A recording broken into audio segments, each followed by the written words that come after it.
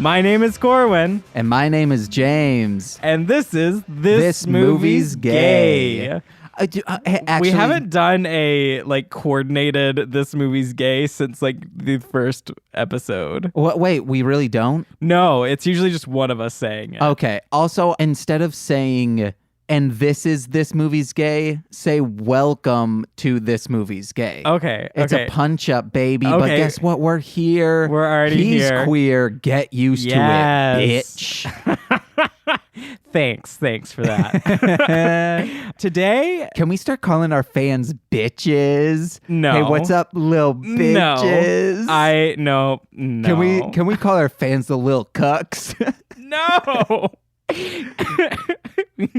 Don't tell anyone to eat eggs, James. Can we say what's up, moviegoers? No, that's so corny. Okay. Fans make their own names. They do, and they'll make their own names. So if you have a name that you want to be called, tell us. Let's call you guys the pronouns.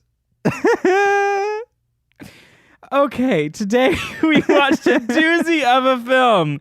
It's always a doozy. This one is Vampire Boys 2, The New Brood. And, okay, they're right in the beginning, I put down, this movie is drastically different than the first one. Drastically. It was not shot as well. Our one biggest compliment to Vampire Boys is it looked like a movie.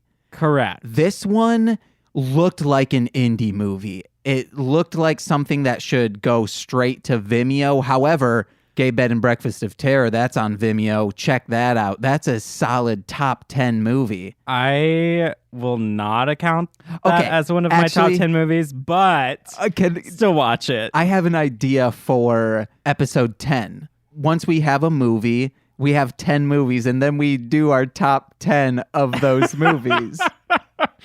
There would only be 10 movies, though. I know. I mean, yeah, we should wait for our year anniversary. You want 52 movies, and then or 52 episodes, I guess, because we are discussing not doing movies for all of them, and then having a top 10 out of that.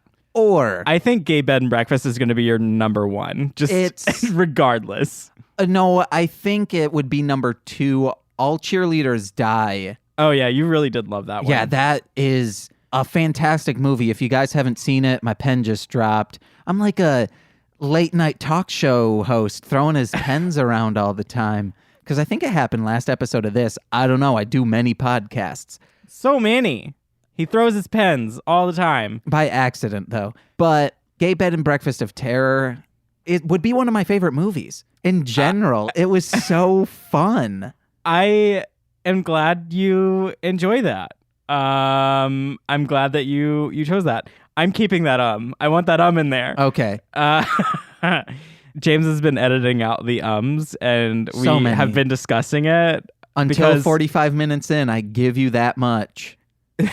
And then I stop editing them. Because sometimes I use them intentionally in speech to be what? Instead of just being a vocal pause trying to think of okay, what you might think you do that in normal conversation. However, on the podcast, you never do that. You're like, no, these are all terrible. Take them all out. When there is 5 seconds of silence, then you go, then another 5 seconds of silence. That's definitely... Because guess what? I'm also cutting 8 of those seconds.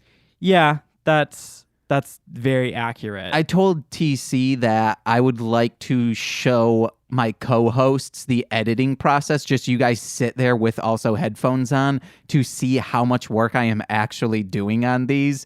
To say, oh shit, I need to get my act together. I mean, I believe you, because I have done video editing and stuff, and we had to do audio as well. So I know the process. So that's why when you brought it up, I'm like, oh yeah, I've fucked up a lot. Yeah. So this movie, yes, Vampire Boys 2, The New Brood, was very confusing. Oh, and guess what?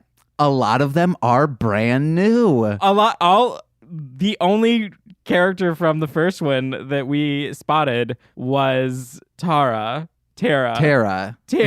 One of them accidentally called them Tara one time, and then all the other times said Tara. She's the only actress. And she has a fun name, Zazu. Are you about to say Zusu? Zusu in the house.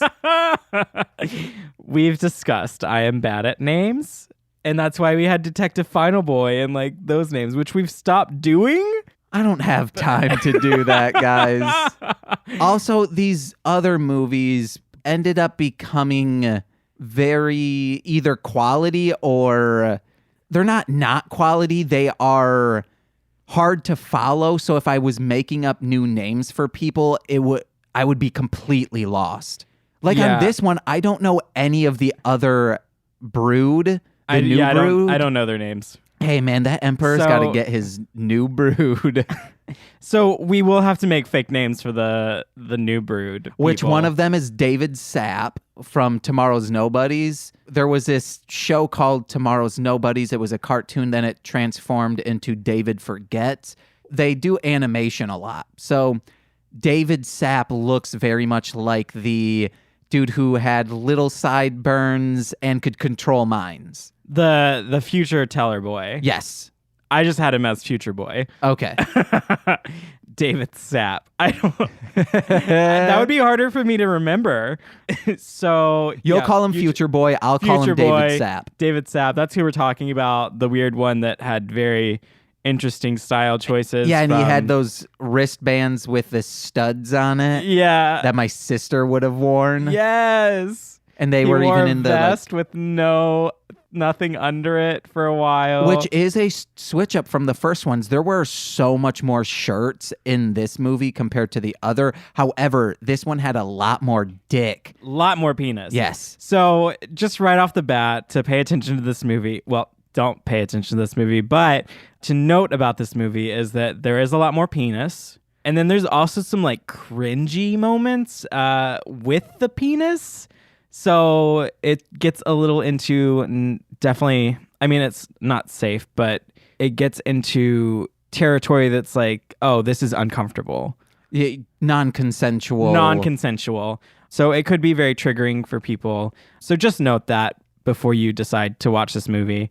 A quick synopsis of the movie is basically we're back in Los Angeles with the same crew as the first movie, but we do not see them until maybe 20 minutes in. It takes a long time to get in, but basically what happens is Jason and Caleb and Tara and Adam and Dane are all from the original movie. However, none of them are the same actors, so that's a little confusing. Except Zazu as Tara.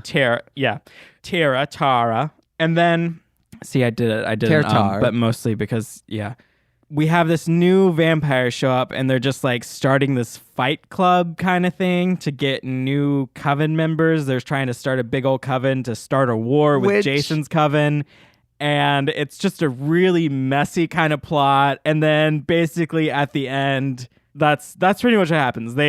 Demetrius is the name of the like new coven guy. Apparently he has some old history with Jason.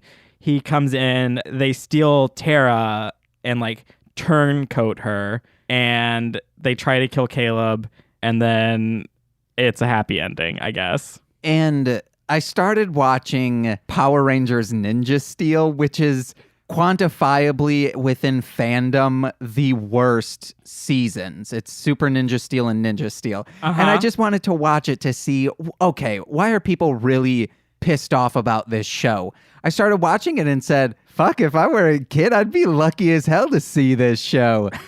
And now I'm just making Eric from Ranger Command very annoyed by saying, no, man, I'm enjoying this. Yes, there's sloppy line delivery with some of the actors, but besides that, it's shot so well. The effects are top notch, and the suits are amazing. The character design for the monsters. However, the Zords don't make sense because normally if it's they're all dinosaur themed or prehistoric. They're all ninja themed.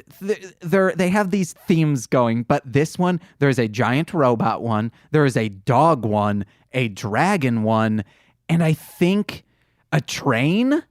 Those are the ones we've seen so far. None of them make sense to be compiled together as a team for what is called ninja steel. Yes, that part's bonkers, but in that I forgot why I was bringing this up. Why are you bringing this up? We're talking about Vampire Boys. Where did Power Rangers I'm so sorry. I forgot why we were talking. I thought we were I'm mostly speaking Sentai. So, in that show, the enemy is trying to get these like ninja stars out of this huge prism thing that also is shaped like a ninja star or like the top of a Beyblade.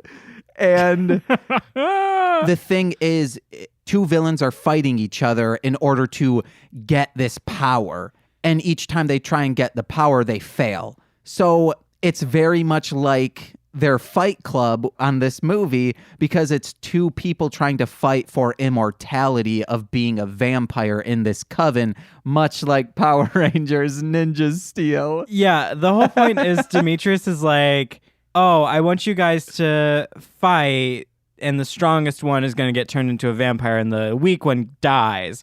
So he's trying to do that so that he has a strong coven. And we end up getting Kevin. Yes, so Kevin has a fucking huge ass penis. It's so and flaccid too. I hope technically what I'm about to reveal, I know he is not a shower. He is a grower. So he started in one of the scenes, he has his shirt off and is like rubbing himself and going like, ah, yeah. And I said, this dude looks like a porn star. This is porn star acting. And I wrote down, Kevin do porn. And then I said, fuck it. I'm going to find his real name. I think it was like Jackson Braxton or something like that. But then it rerouted to like Kevin something. I forget the name. And I searched it, just his name, then porn. And then something came up on Pornhub of saying his real name as his porn name. And I looked at it and just the thumbnail was him fingering his butt in the like doggy style position. And then I looked at it and it's just like him jacking it. So yes, he has done at least solo porn. But he's the one that like verges into uncomfortable territory because Demetrius has him fight another like random dude they stole out of the park. And oh my God, there's just a lot to unpack in this movie. There's just a lot. I've already forgotten all of it. It's so much. But Kevin wins and then they're like, oh, you need to feed or whatever. And they turn Kevin and then Kevin just like takes off his pants and just he gets completely naked. He just gets completely naked, takes off his that big old hog. His dick is out. And the other guy that he beat is all like bloodied and stuff and standing up, and they grab him and hold him there. And Kevin just walks over to him and then pulls down his pants around his, like right before his knees. So they're not even all the way off his thighs. Yeah, he just unveils his dick and then eats him. Like he bites his neck. Nothing happens with the penises. But I'm like, why did that happen? And it was very uncomfortable. And it was that non-consensual territory. But isn't most vampirism non-consensual? I mean, some of it can be very sexual, and that's a really good point. Some of it can be very sexual, but I don't know if that's what the film wanted to portray. I don't know if this. Yeah, it's weird. Director, if you're listening to this, I enjoyed it. For the most part, and I for sure enjoyed Vampire Boys 1, but we're not shitting on your art. That's not what we're saying. We're just having a conversation about it, baby. I mean, sure. Yeah. It versions into that non-consensual stuff, and then we were like, why? What's the point of this? Especially because even though vampires, when they're, taking blood and all that stuff, it's non-consensual. However, it doesn't go that far into the like sexual side of it. Well, usually. So what I was thinking was, in order to make this say this is non-consensual, just like all vampirism, you had to see that. You had to visualize it because we're so beaten over the head with vampire shit as of late that, it's it might borderline romantic sometimes. These are the bad guys because they are very non-consensual. Yes. Unlike with Caleb and Jason, where they sort of get permission, I guess. Yeah. I think that's what they were trying to say is these people are terrible people. Yeah. I don't know. That was very distracting. I don't know what there was a lot in this movie. They killed a dog. Demetrius killed a dog right off the bat. Right in the beginning, yeah. Right in the beginning. They sort of had like some kind of powers because the beginning it opens up. I don't remember where it opens. Does it open on that bus scene or does it? No, I don't open in the where. fight. I think it opens in the fight. Yeah. Go, Kevin. Go, Kevin. Yeah, it was. What was it? Get him, Kevin. Get him, and then Kevin. Vinny in that leather bowler cap or whatever you want to call it. It seemed like this was in Boston. Maybe because the fighter had just come out. I don't know. It was the whole thing is kind of a mess. Let's be honest with that. The movie opens with "Love Conquers All." It does. And then it comes back in the end. Love. Yes. So David Sapp, after being stabbed in the chest at the end, holds up, and because he had put into Tara's mind dome that Caleb and everyone else was bad. So she's about to stab Caleb, and he holds her hand up and I guess puts in happy thoughts to turn her back into normal. Or like takes away his mind control or something. Yeah. I don't know. It was weird. And all he does is go, love, and then faints and dies. And then she throws the dagger into Demetrius's, which he stays alive. Yeah. Which means David Sapp would be alive too. Well, in the first movie, they established the only way you can kill a vampire is decapitation. Correct. So yeah, he should still be alive.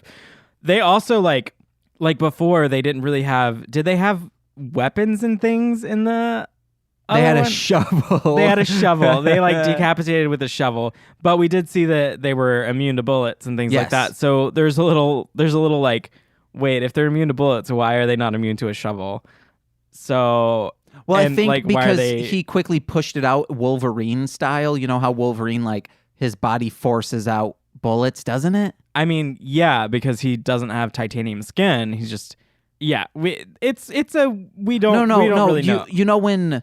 Yeah, Wolverine does force out the bullets because he has super healing. So he gets shot, it usually ends up hitting, either going through or hitting one of his adamantium-covered bones and then like when pushes he gets out. Shot in the head, or maybe it was Deadpool, you see the bullet like come out of his head. Yeah, that happens with Wolverine too. Okay, he's got so I adamantium covering his bones. That's what freaking vampires do. It like pushes out of their skin. In Marvel Ultimate Alliance, Blade also has healing factor just like Wolverine. I think we're getting very off topic with the healing factor. Well, Blade is a vampire. They have like that's on topic. They have these weird powers we see in the beginning when Demetrius kills the dog, that this random like best friends who are going to sleep together for the first time try to get off the bus, and then you just hear, "Don't get off the bus. Don't get off the bus." Yeah, they and never go back to that. And they're like holding, like they try to open the door, but the door won't open. So there's like some kind of telekinesis power here. Which we do see sort of Future Boy do later, but I think that was more of mind control. Yeah. So then we see lights flash in the windows as if it were an E.T. movie deal. So it makes it seem like aliens are about to come, but it's not. Yeah. And then all of a sudden they're transported from the bus out into the outside. Well, Demetrius comes on the bus and the girl goes to attack him, and then they're like transported out. But I think that was supposed to be like, oh, they got hit by their super speed. They went and grabbed him and pulled him against the bus. So they were trying to do more effects in this one with the super speed, instead of just having people just appear. They were actually like sort of like messing with the camera footage sort of thing. Instead of messing with the camera footage, just get better cameras for some great shots like the first one, guys. The first one looked very good. James also had a lot of problems with the audio. Oh my God. I had a lot of problems with the audio too, but James had a ton of problems with the audio. Well, right off the bat, at least they were talking louder until they get outside. And specifically Demetrius, is that what his name was? Yes. And Tara. Tara, there were multiple times where I looked over to Corwyn and said, what did she just say? Because she starts out like this and then gets really good.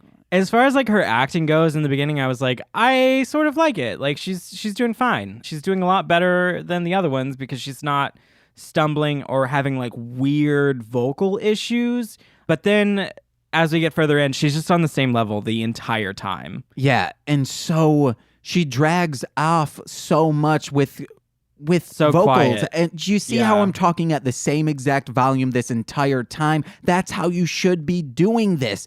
But like many people who record here, I mean, not necessarily the same level. You should have multiple levels with like a movie. However, her volume, was not yes, good. No, that's what I'm saying. I can still be like, oh man, I'm super upset right now, but you can still hear me. Oh fuck, man, I missed the bus. Hey guys, I missed the fucking bus. Oh, jeez, I missed the bus. Or, yes, I missed the bus. See, I'm still talking at the same volume, but she would start up here and then by the end of the sentence. Yeah, there was a lot of whispering, which we didn't hear at all. And no idea what those plot points were. It was whispering mixed with vocal fry, mixed with mumbling. So it just made for inaudible speech. And then on top of that, when they were outside, the ambient noise around them was louder than their voice. I have multiple things written down here, but one thing that I have very large is crunchy ass leaves. Oh my God. And we were riffing on that of saying, why are the leaves so loud? Oh, the mic's just pointed directly at it. Oh, the mic is in the leaves. And then I said, the mic is made out of leaves. Leaves mic, yeah. You've heard of lavalier mics. Well, this is lava leaves mic. Okay. No. Someone's going to draw that up. It'll be like in, Lord of the Rings type stuff, how they have a little brooch that looks like a leaf. That is a lava leaf mic. Please do. I would love to see. I would use a mic that is shaped like a leaf and like all Lord of the Ringsy. That would be a really good idea if you're trying to cover up a lavalier. Put it underneath a brooch that looks like a leaf. Corwyn, do that for Saltbox Theatre Company, your theater company. I'm not a prop person though. Well, no, that's mic stuff. That's technical. That's a producer stuff. I'm not a producer either. What? What are you then? I typically act or house manage. Oh man, what does house managing do? Is that like a talent agent? Because hey, get the fuck out of my lane, dude. House managing is like just making sure the audience gets in, making sure ticketing and everything's fine. Specifically because my company is smaller, I do the box office and house managing. So I basically make sure that everyone gets in okay and there aren't any problems. Do you need a sound guy? Sometimes. All right, man. We have sound mixing and a lot of stuff. It's like actually I've never done like live sound before. Yeah. Oh man, could I intern with you guys? It's like, I mean, I can give you information to like, you can reach out to the director. Hey guys, I'm going to be an intern. He listens to the podcast. Hey director, please let me be an intern. But a lot of like the sound mixing and stuff, it's mixed before the show, and then you like the stage manager while they're doing the show, they'll hit the cue so that the sound plays. Okay. So it's like beforehand. Well, I mean like the mics. I mean, because we're not doing musical theater and we're typically in smaller venues, we don't need mics. Oh, not even one hanging from above? No. Oh, man, then never mind. I have no business there. If we were in a large theater or we were doing some kind of music, sometimes we would have mics. But since our shows have mostly been non-musicals, we did do one. But I didn't participate in that one that much, so I don't know what they did as far as like mics go. I don't know if they had mics. I think they did.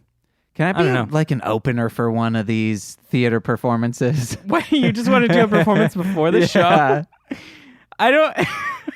I've written plays before. I've written scripts. Oh my God. Just talk to Brian. It'll I'm be kidding fine. though. I'll do raps. That's what I really want to do. As burlesque. We're not doing that kind of stuff, but who knows in the future? I'll have a little, tassel on the tip. Male burlesque has to exist. It does, yeah. Oh, yes. Ryan does it, doesn't he? I think so. You said it on one of our previous episodes. I probably did. I think he's familiar with that territory. I know someone that is a male burlesque dancer and they're friends and stuff, so I think Ryan does as well, but I do know people in that scene because my old roommate was also a burlesque dancer. I got to get buff so I can do things like that. And be a camera boy, as you like to say. Be a cam boy. Boy. A camera boy. Since I am a robot, a camera boy. Other things for this movie. So they killed the dog. They had weird, power trips. I wrote down because it was just really weird to me that they were trying to show these vampires as being powerful and, all that, but they just ended up having, weird, moments where they're just, grabbing their necks and things like that. And I'm like, you're not intimidating at all. Oh, yeah. They were just... one of them was just kind of holding them by the top of the head. Yeah. Which was weird. And I don't, just watching that, I don't know what they can do to make them more intimidating. I'm trying to think of other... Hold the arm behind the back and then, crank it sometimes and then hold them by the back of the hair and really pull it back. I don't know if that's intimidating, though. That's just okay, when you're thinking of old vampire movies or something like that where they're big names like Dracula and stuff like that, the characters tend to be more intimidating.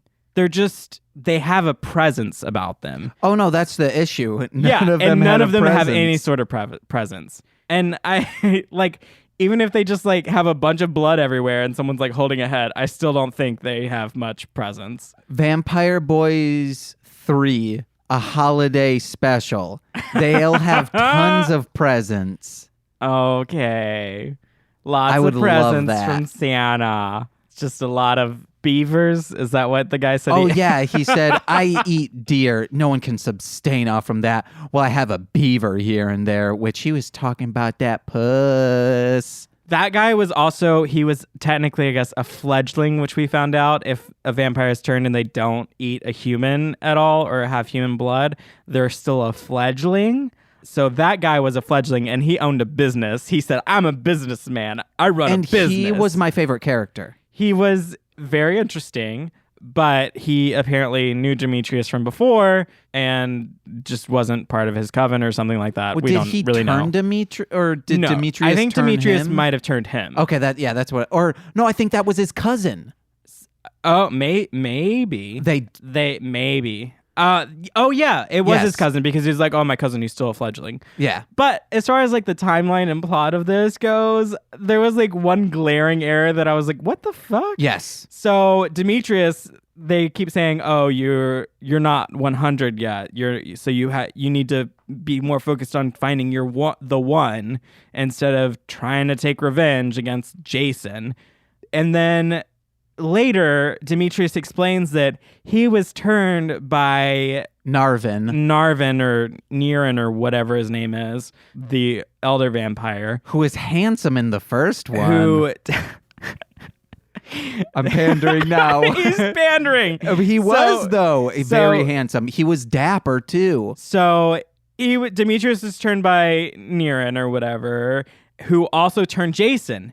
But Demetrius explained that he was turned by Niren and told that he was the one, and then Niren left him and turned another guy and traded him as the one, and we find out that other guy was Jason. However, in Vampire Boys 1... Which was Jason 1 year previous. Jason had already hit his 100 years as a vampire. So yes, and had already turned his one. So we're like, what? That doesn't make sense. That timeline does not make sense. He would at least have to be also 100, even if he turned him and then the next day said, I'm dipsetting, and then went to Jason, they still would have been 100 in the same year. Yeah, and Demetrius would have been 100 first. Yes. But Demetrius wasn't even 100 yet. So that doesn't make sense. His skin's looking good for however old he is. Except in that scene where they were in the cafe and they lit everything and the cinnamon looked orange and he looked like a pumpkin. Yeah, Corwyn said... wait, I know that's salt. What's that orange thing? And I said, wait, I think this is a cafe. I think one of those, it could have been creamer, but it was probably sugar. But was probably creamer, like powdered creamer. No, I think it was like sugar. It was like granular. And then the other one was cinnamon, but the way the light was shining through turned everything orange, which included Demetrius. Yeah, which I put down. Bright orange. Demetrius looks like David Blaine without the magic. He just was so orange. I couldn't handle it. Like David Blaine has more charisma, and David Blaine is pretty purposefully without any charisma. I also have written down weird zip shot. Oh yes, I had that too.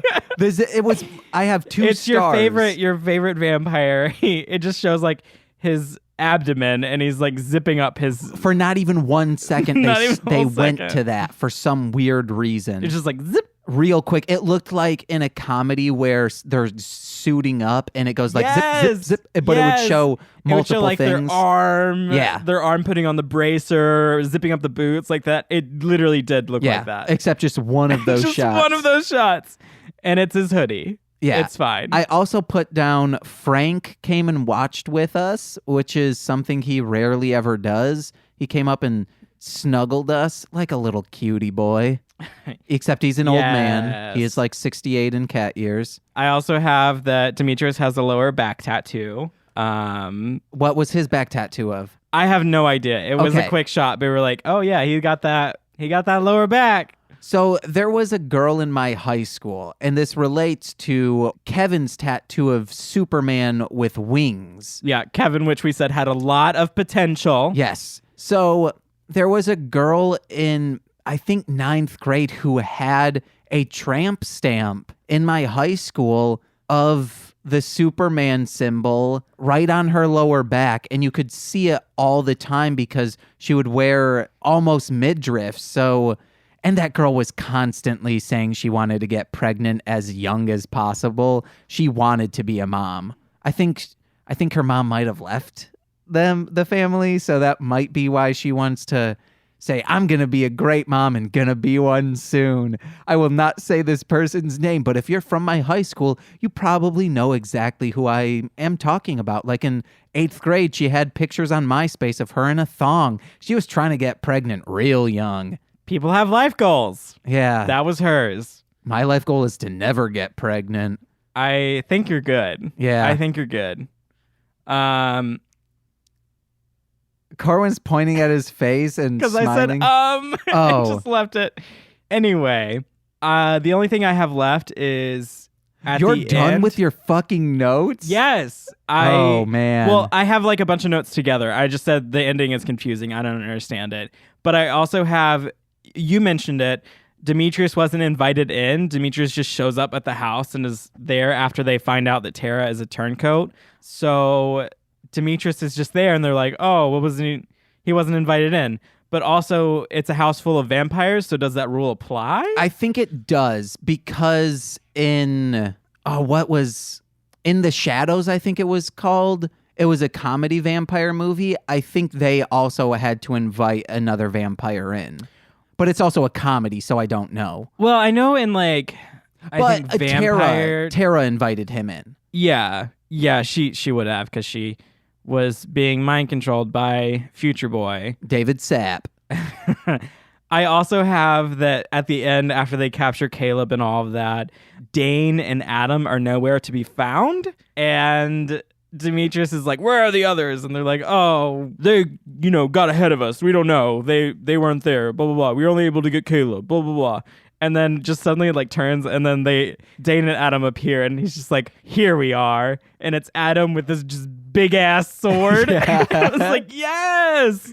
Adam's probably my favorite from both movies. And he then chops off 2 people's heads. Yeah, Adam was a badass. I don't know what Dane did, but Adam like stabbed the Future Boy, and then the other guy who Kevin. Oh, yeah. One of them got kicked out of the room. I don't know where he went. Because he would have had to be invited back in. That's what I was thinking. I don't know. He just got kicked out of the room, and then they closed the door and he's gone.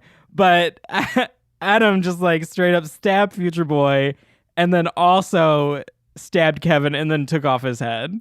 Yeah. I said, Adam gets heads, baby.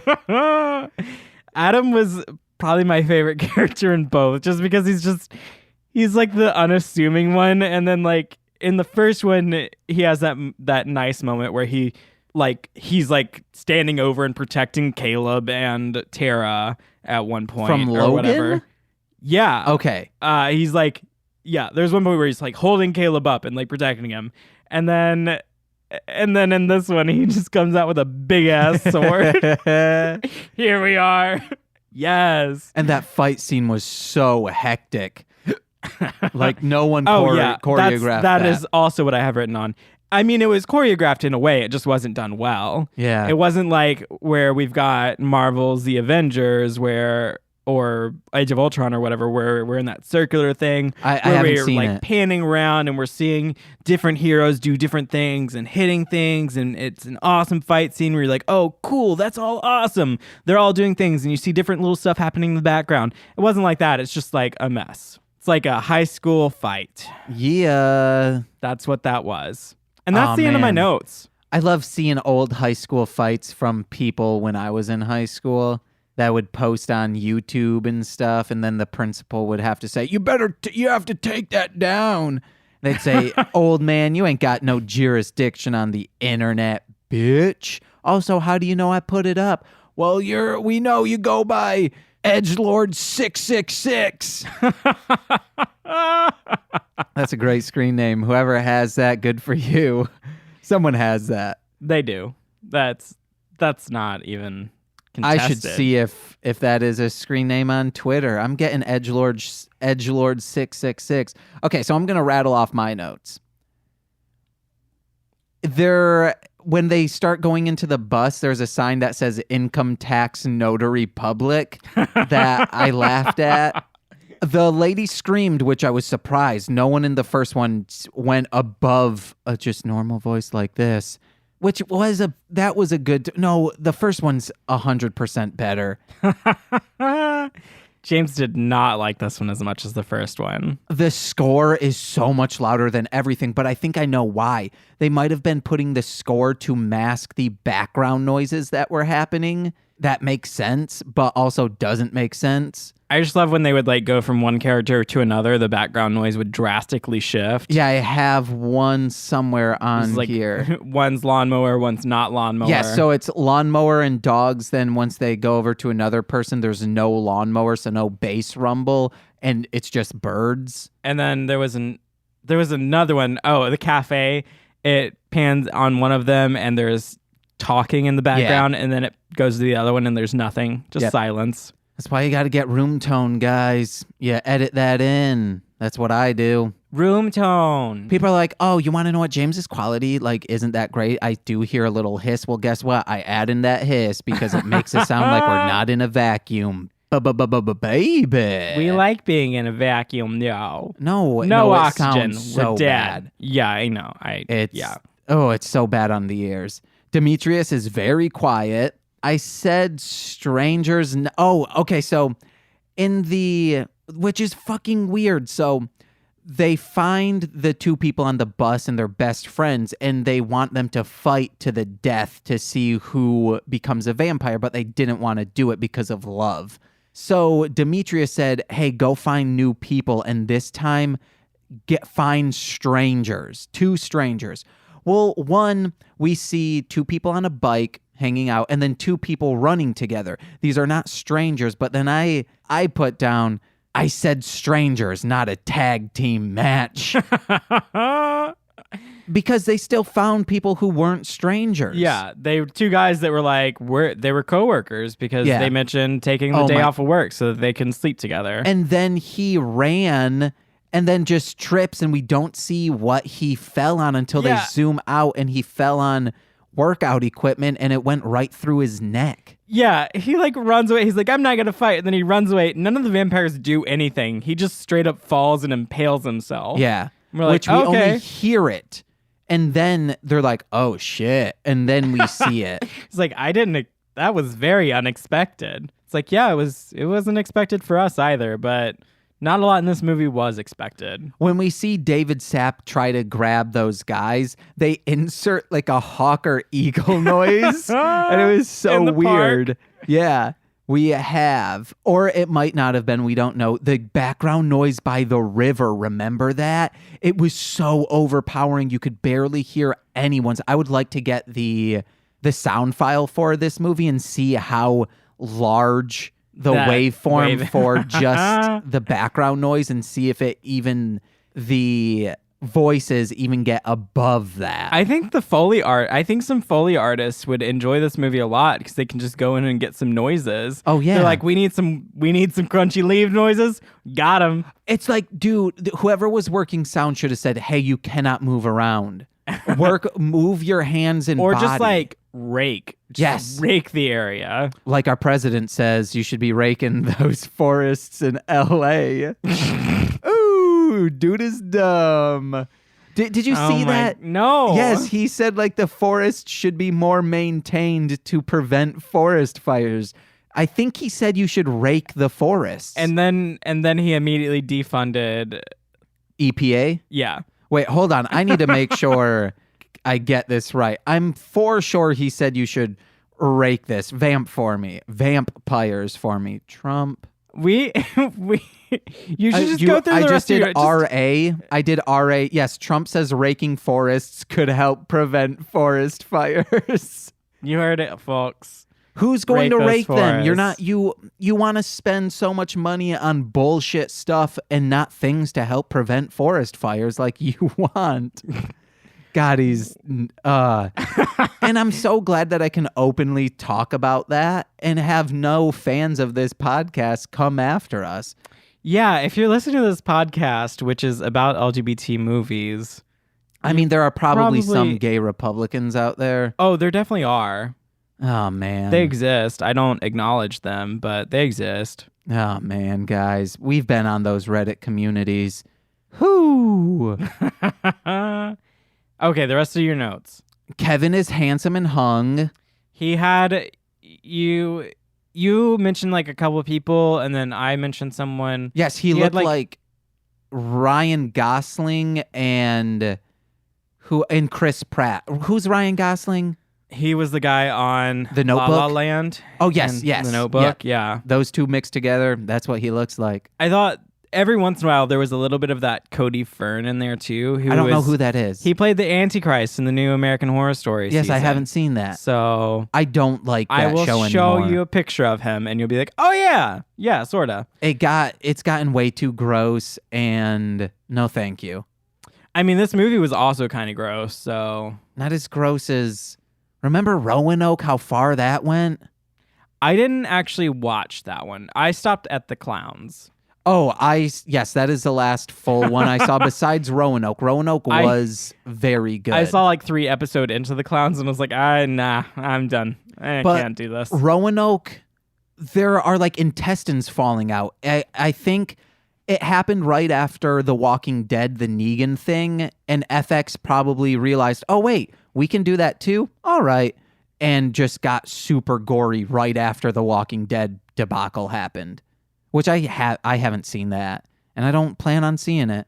Because at like season 3 or 4 of Walking Dead, I realized I don't care about any of these characters. I have a lot to say about that show at points in time, but about Vampire Boys. Okay, yes. So let me get back. Vampires don't cry. We do have a decapitated head too. Those were so bad. They're just covered in blood. They're just like, I feel like they're those dolls that cosmetology students practice on. It was like, what's Kathy Griffin holding up that bloodied head? That's on this. It's on par with that. It was okay. Cool Duder. He's a YouTuber. He was in this movie. That's insane. I used to watch him all the time to hear about his movie reviews and his Blu-ray collection that he's growing. And he's still on there. Now we're doing a movie review. On a movie he was in. A movie that he was in. Yeah. I have no idea who that is, so I'll have to look it up. Why did I put down Don't Go? One of them must have said it in a weird way. Don't go. Don't go. I don't know. Don't speak. Oh, yeah, you did. It was Demetrius whenever Neron or whatever was leaving him. Oh, yes. He's like, yeah. don't go. Don't go. Don't go. Just like, but also his lips were kind of like this. He was like, they weren't moving at all. Don't really, go. It was like, don't go. Don't go. Don't go. Don't go. Don't go. Don't go. I remember that. This movie had a lot. In their house, the main coven's, Jason's coven's house, there was a diagram not a diagram. There was a diorama. Is that what you would call it? A collage hanging on the wall of sheet music in the center and then CDs around it. Maybe they wrote music, whoever house this was. Maybe. And this was a hit song they had. I enjoyed all the headshots. There was like headshots of Tara and Jason like framed, just like as those were their like family pictures and stuff. It was just like their acting headshots. Yeah. It's like, hey, I see those headshots. Put them on display. Okay, so this is my last note. I said it to Corwyn while we watched the movie because Corwyn at first thought this was the same house from the first one, which when they walk outside, we realize the lawn is much better. So immediately we said, oh no, this is not. And then they start walking through the lawn. Yes, through the lawn and start going to, oh wait, no, it wouldn't have been the same house because that was dude who died's house. Yeah. Yes, they wouldn't have kept their house, that dude's house. So they start going to Demetrius's, but we see that they're in a cul-de-sac. And we were like, oh yeah, this isn't it. And then I just go, hey, Double D, you want to go scam those vampires down at the cul-de-sac for some quarters? I thought it was very funny. And then Single D goes, buttered toast. And they say, oh, that dude's dumb as hell. Oh, Ed, and Eddie. What a show. But also, the vampires at the end of the cul-de-sac. Yes. That's where they live. Don't go to the end of the cul-de-sac. Please don't, guys. Oh, man. Single D would have thought that he would have made a conspiracy theory because he watches a lot of B horror movies of saying, oh, wow, these guys are vampires, and no one would have believed him. But guess what? He's correct. He's correct. They are vampires. They're vamping, boys. I'm done on my notes. Yeah, my notes are done. I would only recommend this movie if you've seen the first one and if you're with a few friends. Yeah, it's definitely not something that you're going to sit at home on Friday night to watch like, oh my God, I've been so excited to watch this movie. It's definitely let's sit here with 3 other people and make fun of this movie. Make fun with this movie. Make fun with this movie. So, Corwyn, where can we find you on the internet? The internet, I am on all the social medias, not all of them, but most of them. My username is just Corwynning, so it's just my name with ing at the end. So that's the best place to find me. And Saltbox. And you should also support my theater company that I am in, Saltbox Theatre Collective. We are doing a show in January right now. It's currently going on. It's called Boy Gets Girl.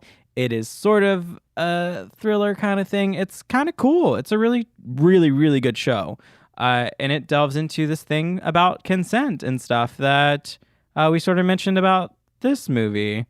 So, yeah, check us out, buy tickets, come see us, come support us. Find me at MSS Pod on Twitter and Facebook and at MSS Podcast on Instagram for Mostly Speaking Sentai, which Corwyn's going to be on soon. Yes, I'm very excited. Probably be released in a month, but it's soon. We're recording it soon. We bank a lot of episodes. Find us there. It's a great podcast where it's me, Nicole, my betrothed. We're talking about the source material for Power Rangers, the Super Sentai series, with no pretension. We're trying to get our friends into the show, and in the same way, we're trying to get our listeners into the show. So it's a great introduction to the series. If you enjoyed Power Rangers and you want to see how it came to be, check it out. You can also watch the shows we're watching completely for free and legally, and we explain how to do that on the podcast. Check out What the Hellmouth. It's our Buffy the Vampire Slayer podcast with my friends Anissa and TC. It's great. It's funny every Tuesday. Check out I'll Get There. We're going to be releasing new episodes soon of that. It's a podcast with Courtney and Monse. Check out my raps, Marsh, Land, Monster. links in the description on how to download everything completely free and legally. All 6 of my CDs. That's all I have. Yes. That was just like quick plugging today. Yeah. We did a good job. I'm trying to get really quick at it until I get a website to just say, hey, go here to find all of the podcasts. My plugs are short. I'm just like, this is me. Hey. I mean, I make them short because within yours you go, yeah, I'm heating on him. I need to get better at it. This is how I got better at it. Have 4 podcasts and have to edit them so you're constantly aware of all of your vocal pauses. And then all of a sudden, hey, you don't have them anymore. I mean, I still do. I go, hey, guys, that's one of mine. And baby. But they're fun vocal pauses. They make people chuckle. It's a signature pause. That's a good one. That's what you need to do. Pause. That's what you should do. Instead of go, oh. Try it out. That's for next time. No. You should have said, oh, that's for next time. That's for next time. All right. I've been James. I've been Corwyn. Bye. Oh, bye.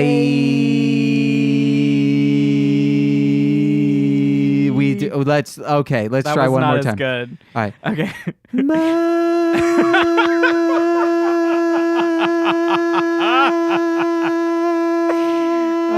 On Caleb's episode, we went. Our breath technique is very good because we went for a very long time. Yeah, Yeah. Okay. I can go for a long time with that. All right. See you guys later. Bye.